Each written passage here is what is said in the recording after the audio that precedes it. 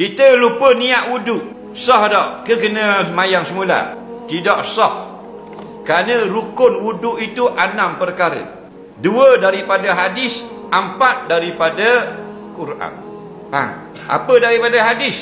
Niat nombor 1 dan nombor 6 tertib.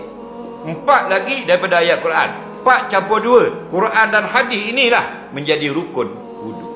Nabi tak sebut cara berniat. Nabi sebut secara umum SAW. Maka ulama memberi contoh. Contoh niat bagi wuduk itu sahaja aku mengangkat hadas yang kecil. Boleh. Sahaja aku mengambil wuduk. Boleh. Sahaja aku berwuduk. Boleh. Dan yang mana senang? Yang mana kamu rasa senang? Sahaja aku berwuduk. Sah.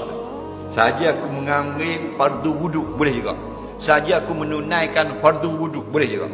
Sahaja aku mengangkat hadas yang kecil. Boleh juga. Lepas tu banyak contoh.